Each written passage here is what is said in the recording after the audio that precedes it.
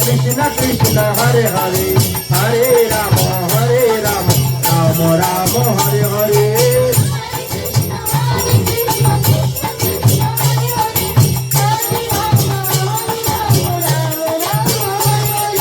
Hare Krishna Krishna Krishna Hare Hare Hare Rama Hare Rama Rama Rama Hare Hare Hare Krishna Krishna Krishna Hare Rama Rama Rama Hare Krishna Krishna Krishna Hare Rama Rama Hare Krishna Krishna Krishna Hare Hare Rama Rama Hare Hare Krishna Krishna Krishna Hare Hare Rama Rama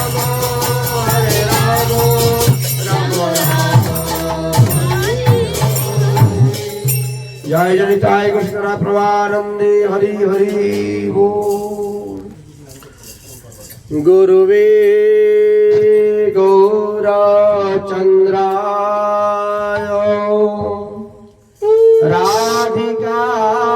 राधिकायै तदालये Krishna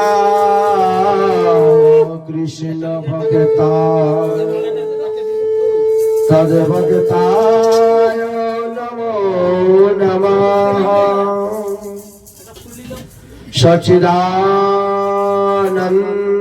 सच्चिदानन्दरूपाय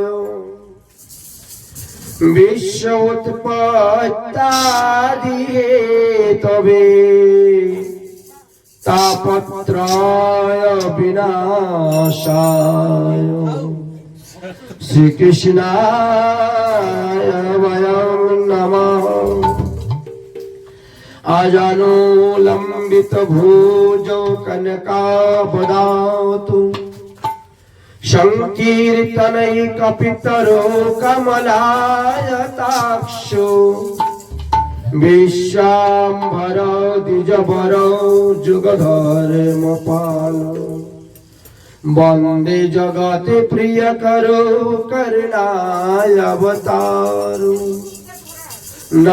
नामात्रिकाल सत्ताय जगन्नाथ सुताय च सवित्राय सपुत्राय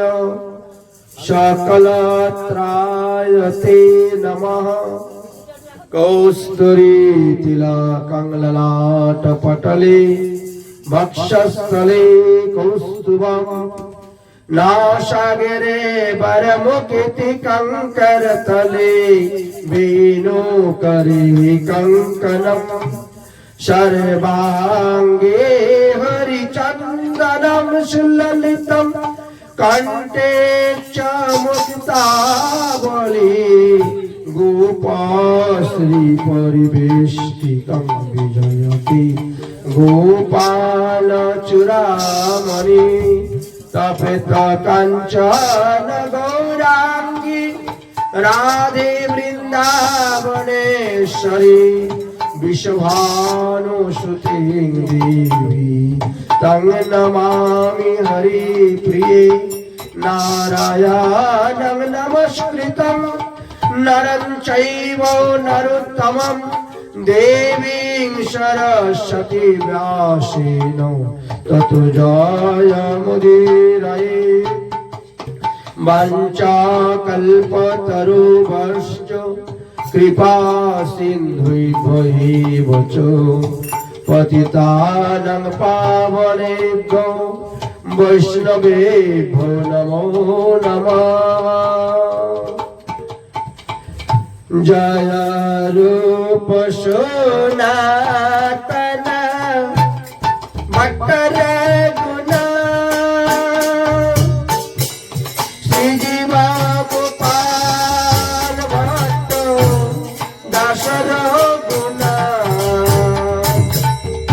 এই জয় গোস্বামী করি চরণ বন্দন।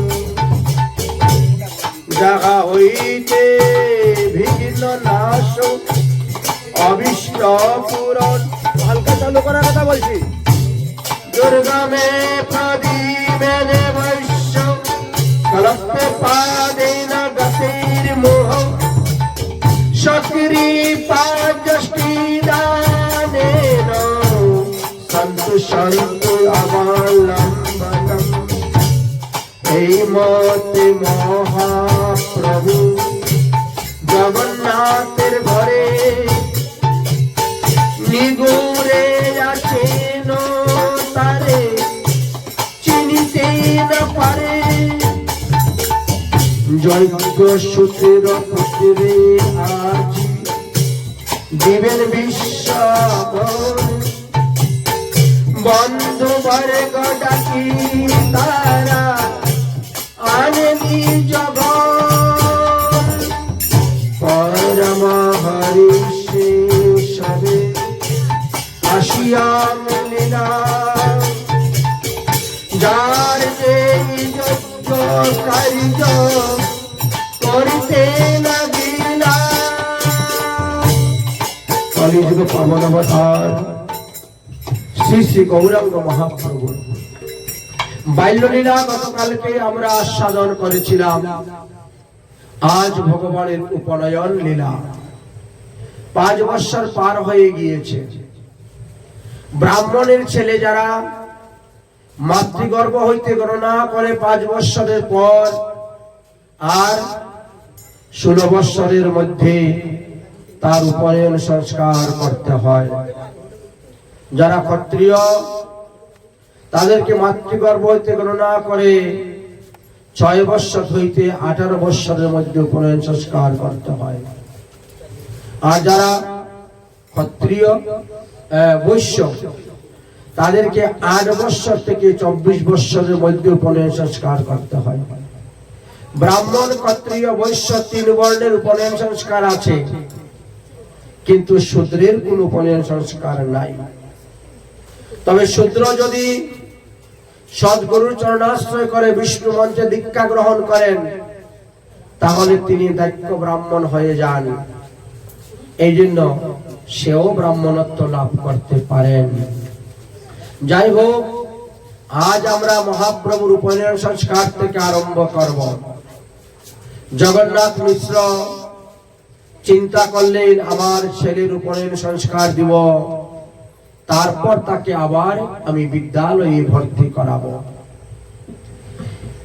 এই হেন মতে মহাপ্রভু জগন্নাথ মিশ্রের ঘরে নিগুড়ে আছেন, কেহ চিনিতে না পারে।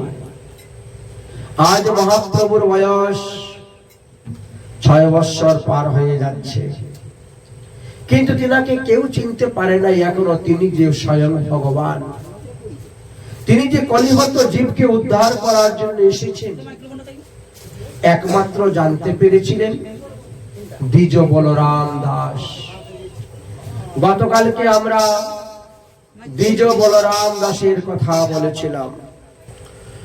একমাত্র দ্বিজ বলরাম দাস তিনি জানেন যে ভগবান স্বয়ং জগন্নাথ মিশ্রের পুত্র রূপে নিমাই রূপে এসেছেন। এত ভিন্ন আর কেউ জানেন না। অন্যরা একটু অনুমান করছেন, কিন্তু অনুমানটা কিছুক্ষণ পরে নষ্ট হয়ে যায়। কেন?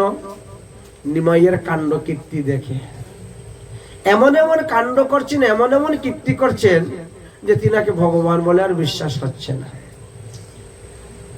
ভগবান তো নিজেকে সবসময় লুকিয়ে রাখেন, তিনি এত সহজে প্রকাশ হতে চান না কারো কাছে। যাই হোক, পিতার কর্তব্য হলো পুত্রকে সৎপথে পরিচালনা করা। পিতার কর্তব্য হলো পুত্রকে উপনয়ন সংস্কার দেওয়া। তাই যজ্ঞসূত্র পুত্রের দিবেন মিশ্রবর, বন্ধুবর্গ ডাকিয়া আনিলেন নিজ ঘর। আত্মীয় স্বজন ইষ্টি কুটুম্বকে ডেকে এনে সবাইকে নিয়ে আলোচনা করলেন। উপনয়ন সংস্কার দেওয়ার জন্য একটা নির্দিষ্ট দিন, নির্দিষ্ট সময় থাকে। যে কোনো দিন ইচ্ছা করলেই দেওয়া যাবে না। পঞ্জিকাতে সেটা লেখা থাকে, উপনয়ন সংস্কার ঈশান। পরম হরিষে সবে আসিয়া মিলিলা, যার যেমন যজ্ঞ কার্য করিতে লাগিলা। একটা উৎসব করতে গেলে অনেকগুলো লোকের প্রয়োজন হয়, কিন্তু উৎসব একজনকে নিমিত্ত করে হয়ে থাকে। আজকে কি নিমিত্ত? নিমাইয়ের উপনয়ন সংস্কার হবে, এই নিমিত্ত করে সবাই এসেছেন। তো যার যেমন যোগ্যতা, যে কার্যে যে অভিজ্ঞতা আছে, তিনি সেই কাজ করছেন। যার যে কাজে অভিজ্ঞতা নাই, সে যদি সেই কাজ করতে যায় তাহলে তো সমস্যা হয়ে যাবে।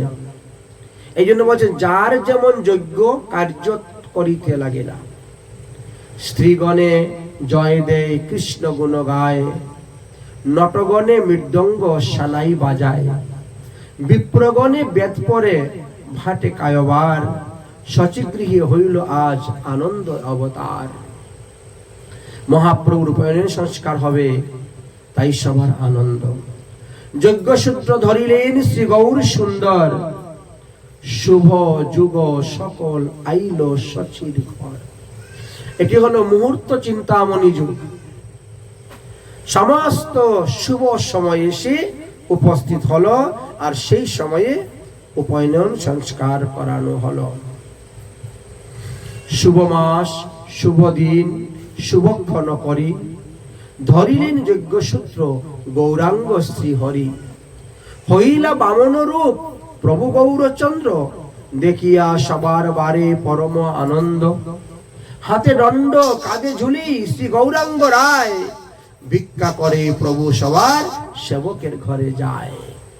কার কার ঘরে গিয়েছিলেন? বলে মহাপ্রভুর যত সেবক ছিলেন তাদের ঘরেই মহাপ্রভু ভিক্ষা করতে গিয়েছেন, অন্য কারো ঘরে নয়। ভিক্ষা করতে গেলেও বিচার করতে হয়, কার ঘরে ভিক্ষা করা যাবে, কার ঘরের অন্ন গ্রহণ করা যাবে ইত্যাদি বিচার। তাই সেবক চিনিয়া চিনিয়া, সেবক দেখিয়া দেখিয়া তাদের ঘরে গিয়েছিলেন ভিক্ষা করার জন্য, সবার ঘরে যান নাই। দ্বিজ পত্নী রূপধরী ব্রাহ্মণ রুদ্রাণী। দ্বিজ পত্নী রূপধরী ব্রহ্মা আসলেন, ব্রাহ্মণী আসলেন, মহাদেব, পার্বতী সবাই এসেছেন। যত পতিব্রতা মণিগণের গৃহিণী তারাও এসেছে আজ মহাপ্রভুকে দর্শন করার জন্য। শ্রী বামন রূপ প্রভুর দেখিয়া সন্তোষে, সবাই ঝুলিতে ভিক্ষা দিয়া দিয়া হাসে। মহাপ্রভুর ঝুলিতে ভিক্ষা দিচ্ছেন আর সবাই হাসছেন। ভিক্ষা দিচ্ছেন আর হাসছেন। কেন হাসছেন? যে সারা বিশ্ব ব্রহ্মাণ্ডের মালিক, যে সারা বিশ্ব ব্রহ্মাণ্ডের দাতা, আজ তাকে আমরা ভিক্ষা দিচ্ছি। সে ভিক্ষা চাইতে এসেছে, এই জন্য দিয়ে হাসছে। ভগবানের লীলা বুঝা বড় ভার, বুঝিবে রসিক ভক্ত, না বুঝিবে আন। তাই যারা রসিক ভক্ত তারাই ভগবানের লীলাকে বুঝেন, তারাই মুস্কি মুস্কি হাসেন। অপূর্ব ব্রাহ্মণ্য তেজ দেখি সর্বগণে, নরগিয়ার আর কেহ নাহিয়াই সে মনে। ওই দিন মহাপ্রভু যে রূপ প্রকাশ করেছিলেন, সেই রূপ দেখার পরে মানুষের মধ্যে আর মহাপ্রভুর প্রতি নরজ্ঞান নেই। এমন এক তেজ শরীর থেকে বেরোলো, জ্যোতি প্রকাশ হয়েছিল, মনে হয়েছিল যেন সাক্ষাৎ বামন দেব এসে দাঁড়িয়ে আছেন। যে শুনে প্রভুর যজ্ঞ সূত্র গ্রহণ, সে পায় চৈতন্য চরণে শরণ। মহাপ্রভুর এই উপনয়ন সংস্কারের কথা যারা শ্রবণ করেছেন তারা মহাপ্রভুর চরণ লাভ করতে পারবেন। হেনমতি বৈকুণ্ঠের নায়ক শ্রী সচির ঘরে বেদেরও নিগুড় লীলা রাস ক্রিয়াদি করে। তাহলে বেদের নিগুড় তত্ত্ব যে সমস্ত লীলা, মহাপ্রভু সেই সমস্ত লীলা করে যাচ্ছেন, কিন্তু তাকে কেউ চিনতে পারছেন না। বৈকুণ্ঠের নায়ক আজ সচির গৃহে বিহার করতেছেন। এইভাবে মহাপ্রভুর উপনয়ন সংস্কার সম্পূর্ণ হয়ে গেল। পুনরায় বিদ্যারম্ভ। নিমাইকে পুনরায় বিদ্যালয়ে নিয়ে উপস্থিত হলেন। জগন্নাথ মিশ্র স্বয়ং স্বহস্তে মহাপ্রভুকে নিলাম গঙ্গাদাস পণ্ডিতের হাতে অর্পণ করে দিলেন। লেখাপড়ায় মনোযোগ দিলেন মহাপ্রভু। শুরু হলো লেখাপড়া। এবার যারা পড়েন, যা একবার মহাপ্রভু পড়েন, দ্বিতীয়বার আর তাহা পড়ার প্রয়োজন নেই, বোঝারও প্রয়োজন নেই। কণ্ঠস্থ মুখস্থ হয়ে গেল, ঠোঁটস্থ হয়ে গেল। বৃহস্পতির ন্যায় বিদ্বান হয়ে উঠছেন। দিন 2-3 যে লিখে সর্বফলা, নিরক্ষণ লেখেন কৃষ্ণ নাম মালা। রামকৃষ্ণ গোবিন্দ গোপাল বনমালী, অহনিশি লিখে পরে কৌতূহলী। ভগবানের নাম লিখে ভগবানের গুণগান করতে শুরু করছেন। হেনমতে অদ্ভুত ব্যাখ্যা করেন ঠাকুর, শুনিয়া গুরু হন প্রচরম সন্তোষ। মহাপ্রভুর মুখে যখন পাঠ শুনেন, ব্যাখ্যা শুনেন, তোর গুরুদেব সন্তুষ্ট হয়ে যান, প্রসন্ন হয়ে যান। সকল সবার মধ্যে আপনি ধরিয়া বসাইলেন গুরু তারে প্রধান করিয়া। এই বিদ্যালয়ের মধ্যে মহাপ্রভু হলেন একেবারে সর্বশ্রেষ্ঠ। সবার উপরে, কিনার উপরে আর পড়ুয়া কেউ নেই। গুরু বলে, বাপ তুমি মন দিয়া পড়ো, ভট্টাচার্য কিবা তুমি বলিবারে ধরো। তুমি যদি মন দিয়ে পড়তে পারো, তাহলে ভট্টাচার্যের উপরেও তুমি উঠতে পারবে। অর্থাৎ ভট্টাচার্য হলো একটা পদবী, এটা কোনো জাত নয়, পাত নয়। সন্ধিকার্যে যাদের ভালো জ্ঞান ছিল তাদেরকে ভট্টাচার্য বলা হতো। ব্যাকরণ নিয়ে যারা লেখাপড়া করে, সন্ধিকার্যে ভালো জ্ঞান লাভ করেছেন, তখন তাকে ভট্টাচার্য পদবী দেওয়া হতো। কিন্তু আজকাল ভট্টাচার্যের ছেলে ভট্টাচার্য, সন্ধি জ্ঞান থাকুক বা না থাকুক, কিন্তু তথাপিও তাকে ভট্টাচার্য বলা হয়। আগে কিন্তু বলা হতো না। ভট্টাচার্য বলছেন, কলিযুগে সন্ধিকার্যে জ্ঞান নাহি যার, ভট্টাচার্য পদবীও দেখিবে তাহার। আজকালকের ভট্টাচার্যের সেই রকম জ্ঞান নেই। যদি থাকতো তাহলে কি জুতার দোকান খুলে বসে থাকতো? এক জায়গায় গিয়েছি, লেখা আছে ভট্টাচার্য শু হাউস, বুঝেছেন?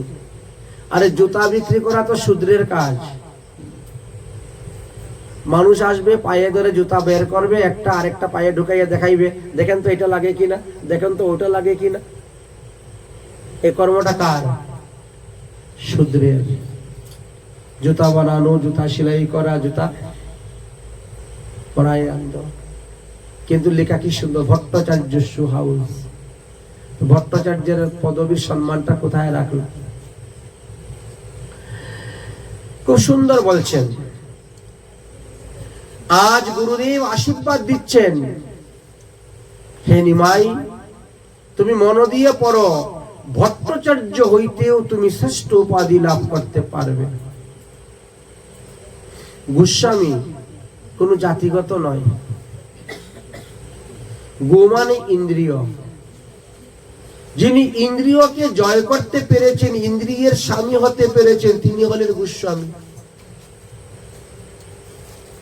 যদি ইন্দ্রিয়কে জয় না করতে পারে, তাহলে সে গুদাস হয়ে গেল, সে গোস্বামী হতে পারে না। এইভাবে আগেরকার দিনের পদবী দেওয়া হতো।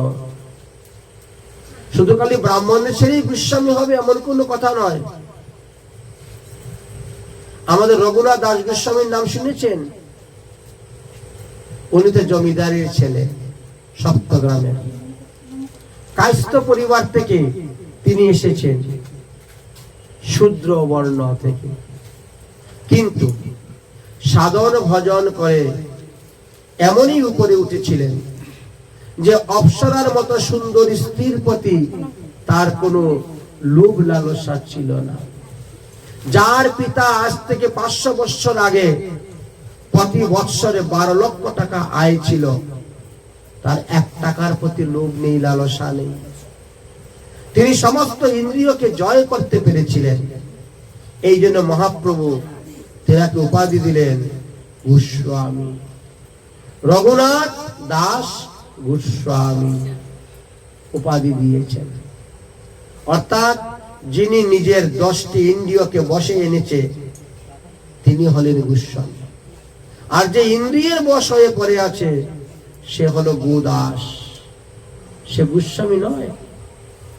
এইভাবে এক একটি পদবি এসেছিল, কিন্তু বর্তমান জগতে সেটা নেই আর। কিবা স্নান, কিবা ভোজন, কিবা পর্যটনে, নাহিক প্রভুর আরো চেষ্টা শাস্ত্র বিনে। আজ মহাপ্রভু এখন আর খেলাধুলা করেন না আগের মতো বাচ্চাদের সঙ্গে, সর্বদাই শাস্ত্র অধ্যয়ন। শুধু খালি স্নান আর ভোজনের সময়টা একটু নষ্ট হয়, না হলে বাকি সব সময় তিনি শুধু খালি শাস্ত্র অধ্যয়ন করে যাচ্ছেন। এই মতন ঠাকুর আছেন বিদ্যারসে, প্রকাশ না করে জগতে দীন দোষী দৈন্য দোষী। মহাপ্রভু নিজেকে প্রকাশ করছেন না, কারণ বলছেন দীনতা বা দৈন্যতার কারণে করেন নাই। দেখতে দেখতে মহাপ্রভুর বয়স 11 বৎসর হয়ে গেছে, 11 বৎসর বয়স হয়ে গেছে। জগন্নাথ মিশ্র এখন বৃদ্ধ অবস্থায় এসে গেছেন, আর সচিমায়ের বয়স এখন 55 বৎসর হয়ে গেছে। সেই সময়ে জগন্নাথ মিশ্রের প্রচন্ড জ্বর হয়েছিল। জ্বর দেখে সকলেই ভয় পেয়েছেন। এই জ্বরই হয়তো জগন্নাথ মিশ্রের অন্তিম সময়ে এসে উপস্থিত হয়ে গেছিল। সচি এবং নিমাই তখন চিন্তায় পড়ে গেছেন। জগন্নাথ মিশ্রের অন্তিম দশা দেখে তিনাকে তখন ঘর থেকে বাইর করে নিয়ে আসলেন। বাইরে একটা খাটের উপরে শয়ন করে দিয়েছেন, সবাই হরিধ্বনি করতেছেন। আর সেই সময়ে জগন্নাথ মিশ্রের শেষ মুহূর্ত এসে উপস্থিত হয়ে গেছে। নিমাই তো তখন 11 বৎসরের বালক, তাই তিনি ধৈর্যহারা হয়ে পিতার দুটা চরণ হৃদয়ে ধারণ করিয়া তিনি কান্না করতেছেন। বাবা, আজ অবধি আমার মনে হয় বাবা বলার ডাকটা ফুরাইয়া গেল। তুমি আমাকে কার কাছে সমাপন করে চলে যাচ্ছ? কে আমাকে যত্ন করিয়ে দেখবে, লেখাপড়া শিখাবে ইত্যাদি বলছেন। চতুর্দিকে সংবাদ গেল যে জগন্নাথ মিশ্র আর বেশি দিন বাঁচবেন না, তিনি মৃত্যুশয্যায় সজ্জিত হয়ে পড়ে আছেন। যারা যারা দেখার ইচ্ছা আসুন দেখুন। শুনিয়া কুটুম্ব আত্মীয় স্বজন বন্ধু বান্ধবগণ আসিল। প্রভুর বাড়িতে আসিয়া সবাই মিশ্রের ভেটিল, জগন্নাথ মিশ্রকে দর্শন করছেন। অতঃপর সবাই জগন্নাথ মিশ্রকে নিয়ে গঙ্গার তীরের দিকে রওনা হয়েছেন। কারণ গঙ্গার তীরে যদি তিনি মারা যান তাহলে আরো মঙ্গল, আরো লাভ। মাতার সম্মুখে তুলসী বৃক্ষ রেখেছেন, ভগবানের প্রসাদী চন্দন কপালে লেপন করে দিয়েছেন। ঘরে তাদের শালগ্রাম শিলা ছিল নারায়ণ, নারায়ণের চরণামৃত মুখে দিয়েছেন। নারায়ণের প্রসাদী মালা গলে পরিয়েছেন, আর সবাই মিলে উচ্চস্বরে হরিনাম সংকীর্তন শুরু করেছেন। এমন কীর্তন শুরু হয়েছে একেবারে 14 ভুবনের মতো বিরাট ধ্বনি। আর সেই সময়ে তিনার দেহত্যাগ। চতুর্দিকে হয় হরি নাম সংকীর্তন, হেন কালে দ্বিজোত্তম বৈকুণ্ঠে গমন। অর্থাৎ তিনি এই পঞ্চভৌতিক দেহ ত্যাগ করে চলে গেছে। পিতৃভক্ত প্রভু কান্না করতে করতে পিতার অন্ত্যেষ্টি ক্রিয়া করলেন। ক্রমে ক্রমে যথাবিধি অনুসারে ব্রাহ্মণদের আদেশ অনুসারে সমস্ত কার্য করলেন। গোরাচা দেখি শচী ছাড়ে নিঃশ্বাস, পিতৃশূন্য পুত্র পাছে পায়েন তরাস। কি করবেন বড় চিন্তায় পড়ে গেছে। অতঃপর শচী 12 বর্ষী পিতৃহীন বালক নিমাইকে আবার গঙ্গাদাস পণ্ডিতের কাছে নিয়ে গেলেন। পিতৃবিয়োগের পর নিমাইয়ের লেখাপড়া আবার বন্ধ হয়ে গিয়েছিল বেশ কিছুদিন। 11 বৎসরে বাবা মারা গিয়েছেন, এখন 12 বৎসর। লেখা আছে যে সচিমা 12 বর্ষীয় পিতৃহীন বালককে অর্থাৎ নিমাইকে গঙ্গাদাস পণ্ডিতের বাড়িতে গিয়ে কাঁদতে কাঁদতে তিনি গঙ্গাদাস পণ্ডিতকে বলিলেন, হে পণ্ডিতজি, আমি এই পিতৃহীন বালককে তোমার হস্তে সমর্পণ করলাম। তুমি কৃপা করিয়া ইহাকে বিদ্যা অভ্যাস করাইও। গঙ্গাদাস বললেন, নিমাইয়ের মতন শিষ্য পাওয়া তো বহু ভাগ্যের ব্যাপার। আপনি চিন্তা করবেন না, আপনি নিশ্চিন্ত থাকুন। আমি যথাসাধ্য নিমাইকে পড়াশোনা করাইয়া পণ্ডিত করে দিব। ইহার পিতা নাই বলিয়া ইহার লেখাপড়ার কোনো ব্যাঘাত ঘটবে না।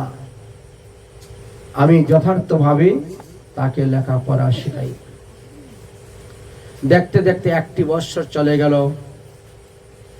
মহাপ্রভুর পিতার বাৎসরিক শ্রাদ্ধ ক্রিয়া হয়ে গেল। মহাপ্রভু এখন নিয়মিত ভাবে পাঠশালায় লেখাপড়া করতে শুরু করলেন। অতি অল্প দিনের মধ্যেই তিনার টুলের লেখাপড়া প্রায় সমাপ্ত হয়ে যাচ্ছে। সমস্ত টুলের ছাত্রদের মধ্যে তিনি হলেন অগ্রাধিকার, সর্বপ্রাধান্য অধিকার লাভ করেছেন। নিমাইয়ের বয়স দেখতে দেখতে 14 বৎসর হয়ে গেল। তখন তিনার মতন ব্যাকরণের পণ্ডিত নবদ্বীপে আর কেউ নেই। গোটা নবদ্বীপের মধ্যে নিমাই পণ্ডিত এক নামে সবাই চিনে। নিমাই পণ্ডিত অতি অল্প বয়সে নিমাই একখানা ব্যাকরণের টিপ্পনী লিখেছেন। 14 বৎসর বয়সে তিনি যে ব্যাকরণ শিখেছেন সেটা অতি সহজ সরল ভাবে কিভাবে লোক পড়বে, শিখবে, বুঝবে, এর জন্য তিনি একটা টিকা করেছেন, টিপ্পনী করেছেন। সেই গ্রন্থটি ক্রমে ক্রমে নবদ্বীপ কি সমস্ত ভারতবর্ষে ছড়িয়ে পড়ল। সমাজে যে সমস্ত ছাত্রগণ ব্যাকরণ পড়েন তাদের জন্য এটা খুব সুলভ হয়ে গেল। নবদ্বীপে প্রচার হয়ে গেল যে নিমাইয়ের মতন শ্রেষ্ঠ পণ্ডিত আর কেউ নেই। নিমাই এখন তিনি ন্যায় পড়ার জন্য প্রস্তুত হলেন।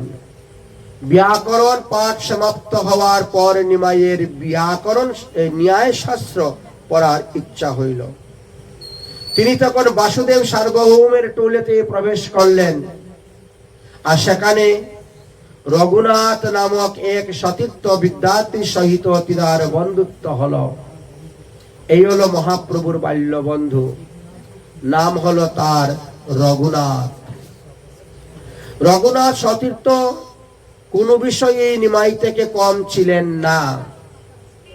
নিমাই যেমন ব্যাকরণের পণ্ডিত,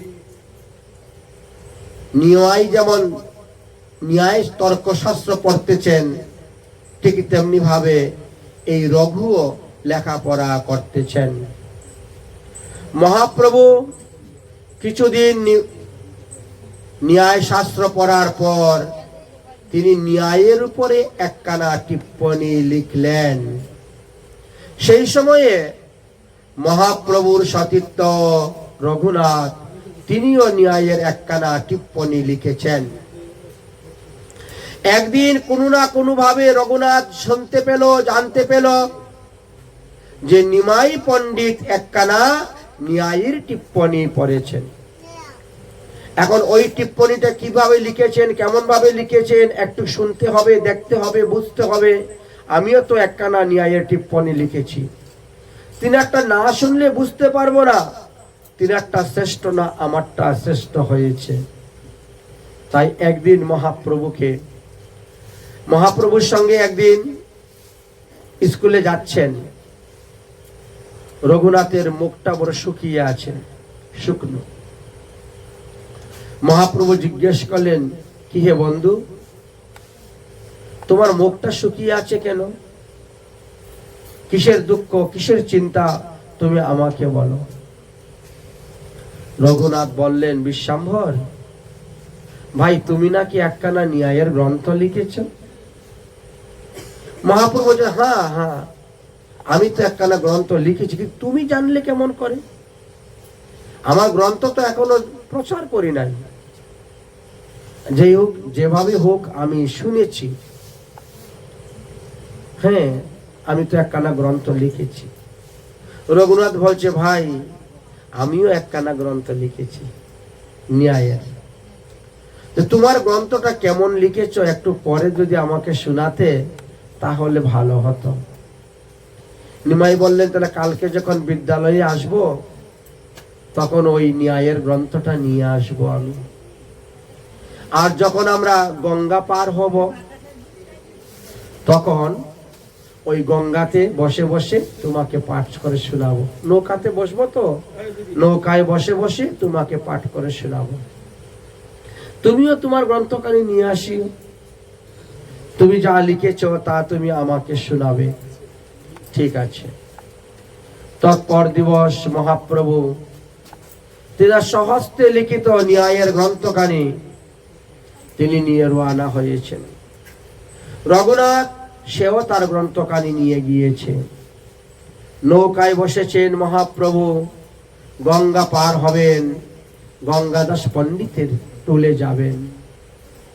তখন মহাপ্রভু তিনার গ্রন্থটি বের করেছেন, সহস্ত লিখিত ন্যায়ের টিকা তিনি পাঠ করে করে শোনাচ্ছেন। যত শুনছেন রঘুনাথ ততই তার বদন মলিন হয়ে যাচ্ছে, মলিন হয়ে যাচ্ছে। অবশেষে দুই চক্ষু ধরে ঝরঝর করে অবরত অশ্রুবাড়ি বিসর্জন হইতে শুরু হয়েছে।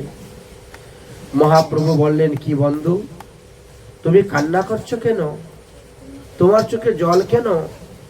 বলো, তোমার দুঃখের কারণ কি? রঘু তখন বলছে, ভাই নিমাই, তুমি যে ন্যায়ের গ্রন্থ রচনা করেছ, এই গ্রন্থ যে পড়বে সে আমার গ্রন্থ পড়বে না।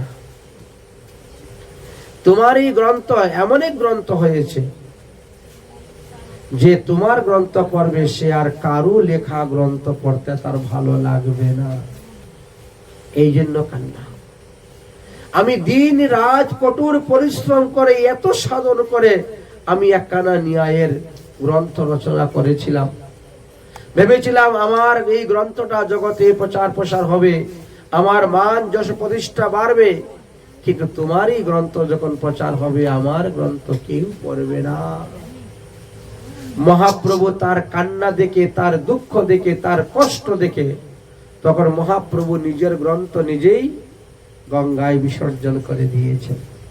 যাও, এই জগতে তোমারই মান বাড়ুক, যশ হোক, প্রতিষ্ঠা হোক, আমার গ্রন্থ আমি মা গঙ্গাকে বিসর্জন করে দিয়ে দিলাম।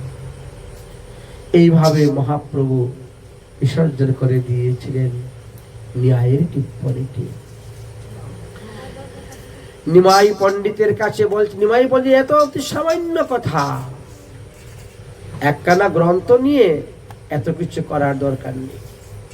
সেই দিন থেকে মহাপ্রভু বললেন, আমি আর ন্যায় পড়বই না। তুমি এই ন্যায় পড়ো, তুমি এই ন্যায়ের পণ্ডিত হও, তুমি এই মান যশ প্রতিষ্ঠা লাভ করো ভাই। আমার আর ন্যায় পড়ার দরকার নাই, আর তর্কশাস্ত্র পড়ার দরকার নাই। আমি ব্যাকরণের পণ্ডিত, অতএব আমি টুল খুলবো, আমি মানুষকে ব্যাকরণই পড়াবো। এই তো মহাপ্রভু লেখাপড়া শেষ করে দিলেন। শেষ করে দিয়ে মহাপ্রভু এবার তিনি নিজে একটা গুরুকুল খুললেন, টুল। গৌরাঙ্গ সুন্দর, বয়স এখন 16 বৎসর হয়ে গেছে। দেখতে একেবারে মদন মোহনের মতো চেহারা, যে দেখে তারই মহাপ্রভুর প্রতি লোভ এসে যায়। গৌরাঙ্গ সুন্দর ভেষে মদন মোহন, সুরস বয়স প্রভুর প্রথম যৌবন। বৃহস্পতি জিনিয়া পণ্ডিত পরকাশ, ভয়ে কেহ নাহি যায় নিমাইর পাশ। তর্কযুদ্ধ করবে এমন কোন ব্যক্তি নেই নবদ্বীপের মধ্যে। এত বড় পণ্ডিত হয়ে উঠেছেন, তো ব্যাকরণের টুলটা খুলবেন কোথায়? মুকুন্দ সঞ্জয় নামে এক ধনাঢ্য ব্যক্তি ছিলেন। তিনি চণ্ডী পূজা করতেন। বিরাট বড় একটা মণ্ডপ, তিনার চণ্ডী পূজার মণ্ডপ। তাই সেই চণ্ডী মণ্ডপে মহাপ্রভু বললেন, ওটা তো বছরে একদিন পূজা হয়, চণ্ডী পূজা মণ্ডপে বিশাল, সারা বছর খালি পড়ে থাকে। তো ওখানেই আমি একটা টুল খুলব, ওখানেই লেখাপড়া হবে। তো তাই নিমাই নতুন টুল খুলিলেন। দিন দিন নিমাইয়ের টুলেতে ছাত্রগণ আসতে শুরু হলো, বৃদ্ধি হতে শুরু হলো। যত দিন যাচ্ছে এতই বাড়ছে, যত দিন যাচ্ছে এতই বাড়ছে। এই মতো বৈকুণ্ঠের নায়ক বিদ্যা রসে, ক্রিয়া করেন চিনিতে কে কোনো নাহি দাসে। কোন দাস দাসীগণ কেউই মহাপ্রভুকে চিনতে পারছেন না। মহাপ্রভু বিদ্যারসে ডুবে থেকে তিনি বিদ্যা শিক্ষা দিচ্ছেন। কিছু মাত্র দেখি শচী পুত্রের যৌবন, বিবাহের কার্য মনে চিনতেন অনুক্ষণ। নিমাই আমার 16 বৎসরের ছেলে হয়ে গেছে, এখন সংস্কৃত টুল খুলেছে, বহু ছাত্রগণ লেখাপড়া করে, ছেলেকে এখন বিবাহ দেওয়ার প্রয়োজন। তাই মহাপ্রভুর বিবাহের ব্যবস্থা করছেন।